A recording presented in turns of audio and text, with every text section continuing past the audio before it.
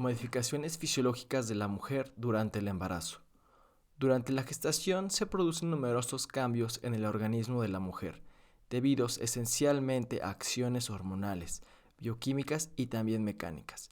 Estos cambios representan adaptaciones anatómicas y fisiológicas que se inician en la fecundación y culminan en el parto. Después, estas modificaciones revierten conforme lo hacen las circunstancias que las han producido, de modo que se vuelve a una situación semejante a la de antes del embarazo. Modificaciones genitales y mamarias. Modificaciones de los genitales externos. Durante la gestación se produce un aumento de la vascularización a nivel de la vulva y la zona perineal, lo que produce que estos tejidos presenten un aspecto edematoso y una coloración algo cianótica. Su consistencia se vuelve más blanda y mucho más elástica. Son semejantes a la de los genitales externos ocasionados igualmente por el aumento de la vascularización. La vagina se torna más elástica y la acción de las hormonas esteroideas sobre el epitelio vaginal aumenta de forma notable la secreción vaginal y cervical. Esta secreción de color blanco y ligeramente espesa contiene abundantes bacilos de Doederlein, que estimulan una mayor producción de ácido láctico y disminuyen el valor del pH a niveles de acidez de 3.5 a 6, de modo que se consigue una mayor protección frente a las infecciones. Modificaciones del útero es sin duda el órgano del aparato genital que sufre mayores transformaciones durante este periodo. Para su estudio se deben diferenciar dos partes anatómicas y funcionales distintas, que van a tener modificaciones diferentes también. El cuello uterino tiene como misión mantener la cavidad uterina, con su contenido aislado del tracto genital inferior durante todo el embarazo. En el momento del parto se dilatará para permitir la salida del feto y los anexos ovulares. Durante el puerperio debe volver a la situación de normalidad. Como ya se ha comentado, el cuello uterino también participa de la hipervascularización e hipertrofia de las glándulas endocervicales. Por consiguiente, ya inicialmente sufre cambios en su consistencia y su color, y además aumenta su secreción. Estos cambios, que suelen ser muy precoces, dan al cuello uterino una coloración rosada y muy brillante que se conoce como signo de Chadwick. A partir del primer trimestre, el cuello uterino se hipertrofia a expensas de la proliferación del tejido glandular, que produce una secreción cada vez más espesa y que ocluye todo el canal endocervical. Es lo que se denomina tapón mucoso, que se expulsa con anterioridad al parto en forma de una ligera pérdida mucohemática autolimitada. Con esta hipertrofia cervical tiene lugar también y de forma conjunta la eversión de la mucosa endocervical.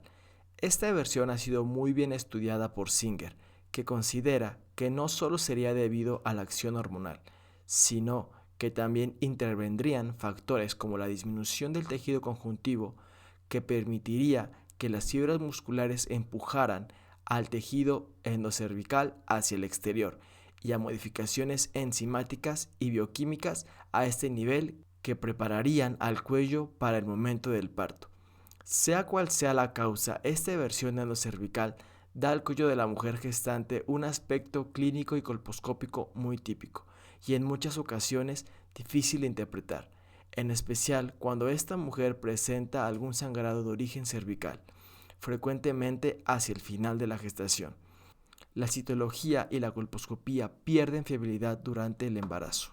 Pero de todas maneras siempre es necesario pedir un Papa Nicolau al menos en el primer trimestre del embarazo. Después del parto, el cuello uterino vuelve con prontitud hacia la normalidad si no ha sufrido un traumatismo importante durante el mismo. La vascularización disminuye, reduce su tamaño y adquiere de nuevo su forma normal. Y al mismo tiempo se inicia un proceso de metaplasia escamosa que elimina toda la zona de aversión y permite un estudio completo y fiable del mismo a las 4 a 6 semanas después del parto. si este ha sido vía vaginal y antes si ha sido por vía cesárea. El cuerpo uterino tendrá como misión durante la gestación contener el producto de la misma hasta el momento del parto, en que tomará una actitud activa y mediante las contracciones uterinas colaborará en la expulsión del feto y la placenta de su interior.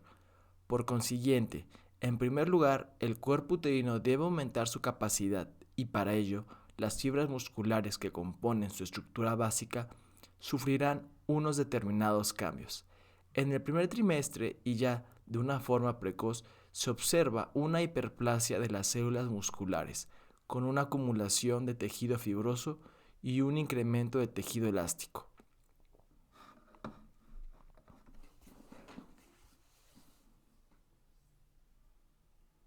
Asimismo, aumenta la vascularización y el drenaje linfático. Estos cambios son debidos al estímulo hormonal de los estrógenos y la progesterona y no al efecto mecánico de distensión del contenido uterino, ya que en ausencia del mismo también tienen lugar los mismos hechos, que se manifiestan clínicamente no solo por el aumento del volumen del útero, sino también por adquirir una consistencia más blanda. Un ejemplo de esto es el embarazo molar, donde el útero aumenta muchísimo de tamaño, aún en ausencia de contenido fetal dentro de él. A partir de la semana 12 de gestación tiene lugar ya una hipertrofia de las fibras musculares. Danforth ha demostrado que dicha fibra muscular puede aumentar hasta 10 veces en longitud y 5 veces en grosor. Esta hipertrofia es debida esencialmente a la acción de la progesterona y a la síntesis aumentada de poliaminas. El efecto mecánico de distensión del contenido uterino empieza también a manifestarse, pero su acción es evidente y se manifiesta más tardíamente, a partir de las semanas 22 a 24, cuando la fibra uterina se estira y se distribuye en fascículos desde la parte fúndica y cornual hasta el cuello uterino, disposición que será fundamental para el parto. Durante toda la gestación y como consecuencia de la distensión del útero, se produce un adelgazamiento de la pared uterina. Si inicialmente se considera que su grosor normal es de unos 2 centímetros, es posible llegar al momento del parto y que este grosor sea de pocos milímetros.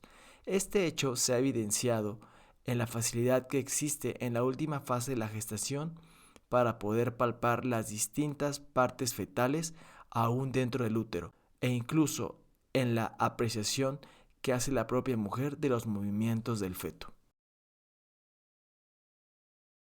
El crecimiento del útero no es simétrico, es mayor en el fondo que en la parte cercana al cuello uterino. Esta simetría influye también en la situación de la placenta, así como la posición y la actitud del feto. El aumento de la vascularización del útero es muy evidente, incluso superior al que corresponde por el aumento del volumen de la masa muscular. Se ha calculado que el aumento del flujo sanguíneo que llega al útero grávido es de unas 20 a 30 veces superior al del mismo útero no grávido.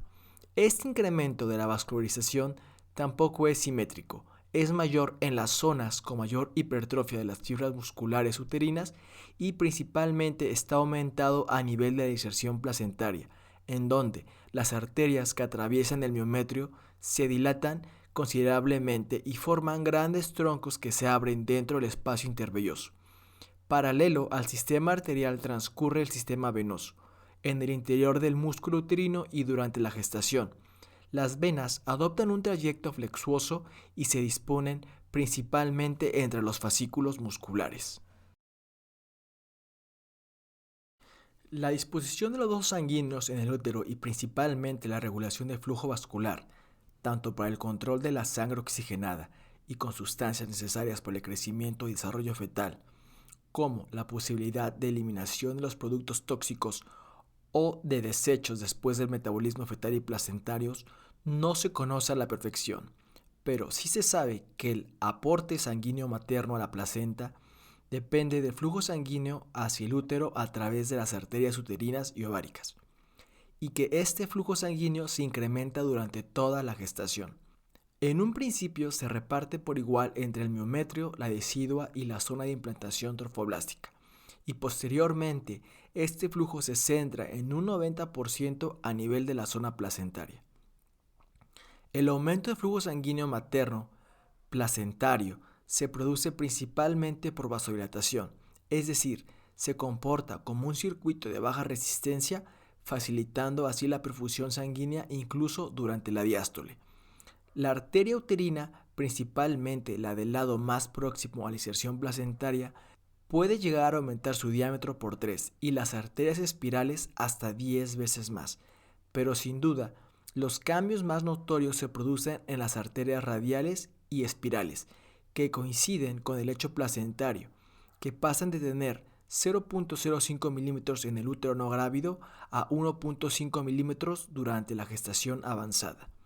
El aumento del flujo fetoplacentario se produce por un incremento de los vasos placentarios.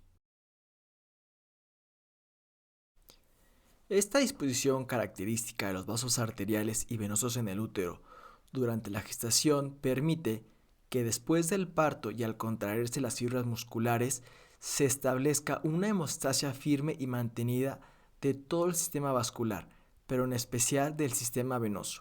Este mecanismo se denomina ligaduras vivientes de Pinard. En cuanto al sistema arterial, la hemostasia posparto se realiza de forma distinta al retraerse la íntima de las arterias, en especial en la zona de inserción placentaria. Después del parto, uno de los fenómenos más llamativos es la reducción rápida del volumen y del peso uterino. De una altura de 30 a 35 centímetros al final de gestación, el útero vuelve a su tamaño normal de unos 7 a 8 centímetros y el peso de 1500 gramos se reduce a 70 a 80 gramos del útero no gestante. En el miometrio desaparece el edema. Las fibras hipertrofiadas recobran la longitud y el grosor normal y desaparecen la mayor parte de las fibras neoformadas, que son sustituidas por tejido fibroso. Esto explica que el útero de una mujer que ha tenido un embarazo siempre es algo mayor que el de una nuligesta. Este fenómeno involutivo acontece esencialmente en las 2 primeras semanas y posteriormente su evolución es más lenta.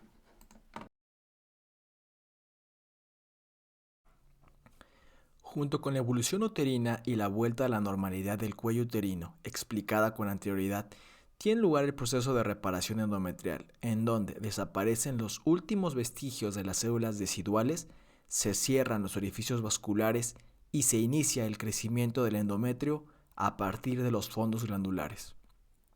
En los primeros días el proceso de cicatrización es independiente de los estímulos hormonales, pero ya a partir del 10º día y coincidiendo con la primera capa del endometrio que recubre toda la superficie de la cavidad uterina, el estímulo estrogénico inicia la proliferación endometrial, semejante a la de cualquier mujer en un ciclo hormonal. Este estímulo y sus consecuencias solo se verán alteradas de acuerdo a la existencia u ausencia de lactancia, ya que ésta modifica los estímulos hormonales.